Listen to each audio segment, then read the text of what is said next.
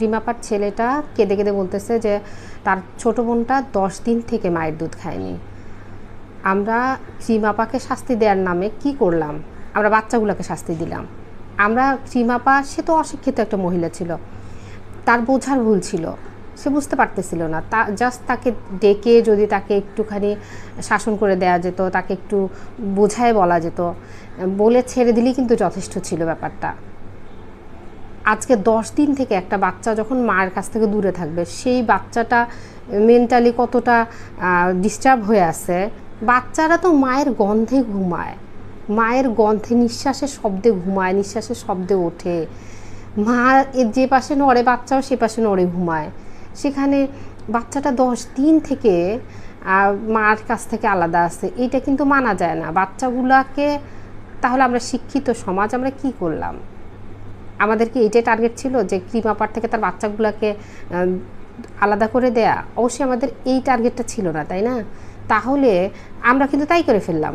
আমরা শিক্ষিত সমাজ খুব সুন্দর মতো তাই করে ফেললাম। আমি দেখছিলাম যে যারা ওনাকে ধরাই দিতে সাহায্য করছে, সরি আমি ভুলে গেছি তাদের নামটা, তো তারা কিন্তু তাদের বাচ্চাদের ওনাকে দায়িত্ব দেবে। আর বাচ্চাদের দায়িত্ব তারা কিভাবে নেয় ভাই? বাচ্চার মা বেঁচে আছে, বাচ্চার মা মারা যায়নি, বাচ্চাকে বাচ্চার কাছ থেকে, বাচ্চা মায়ের কাছে থাকবে, এটা সবচেয়ে নিরাপদ জায়গা। এর উপরে কোনো কথা হইতে পারে না। মা যেমনই হোক, মা ইজ মা, ঠিক আছে? সেখানে বাচ্চার মা বেঁচে থাকতে বাচ্চাকে এক জায়গায় রাখতে হবে, বাচ্চার মা বাচ্চাদেরকে আর ভাই বোনকে আবার আলাদা আলাদা, মানে সেপারেশনটা কি লেভেলের চিন্তাই করা যায় না। ওনার হাজব্যান্ডকে কোথায় রাখবেন আপনারা? কথা বলার ভাষা নাই, ঠিক আছে? ওনাকে অশিক্ষিত একজন মহিলা, তাকে ডেকে নিয়ে এসে দুইটা বকাবকি করে দিয়ে একটু ভালো করে বুঝাই দিলে এই মহিলাটা অনায়াসে সব কিছুই বুঝতো এবং সব কিছুই ধরতো। তাকে নিয়ে এত নাটক করার প্রয়োজন ছিল না। 10 দিন ধরে এটা করতেছে, ওইটা করতেছে, কত কিছু হয়ে যাচ্ছে সারা বাংলাদেশে, সেগুলোর কোনো খবর টবর নাই। আসছে ক্রিমাপার পিছনে ইয়ে করতে। যাই হোক, ক্রিমাপা যেটা করছে অবশ্যই অন্যায় করছে, এটা তো মানা রাখবে। যেগুলো করছে অন্যায় করছে, কিন্তু তার এখানে জ্ঞানের অভাব ছিল। এইটা আমাদের বোঝার, আমরা কীভাবে বুঝলাম না, এবং কিভাবে এই বাচ্চাগুলোকে তার মায়ের কাছ থেকে দূর করলাম, এবং একটা সংসার ধ্বংসের পথে, বাচ্চাগুলো ধ্বংসের পথে। বাচ্চাগুলোর দায়ভার কে নিবে এখন? বাহ, কি সুন্দর, আমরা ওনাকে জেলে পাঠিয়ে দিলাম, আমরা একটা বিরাট মানে সামাজিক একটা কাজ করে ফেললাম, মানবিক কাজ করে ফেললাম। এটা কোনো কাজের নমুনা হইলো? সেই মহিলাটা নিজেকে একটা ব্র্যান্ড তৈরি করে ফেলছে। আমরা দেখে দেখেই তাকে ব্র্যান্ড বানাইছি, আবার আমরাই তাকে এই দশাটা করলাম। সবটার জন্য আমরা দায়ী। কিন্তু ওই যে সে যে এরকম ক্রিমাপা হয়ে উঠছে, তার পিছনে আমরাই দায়ী।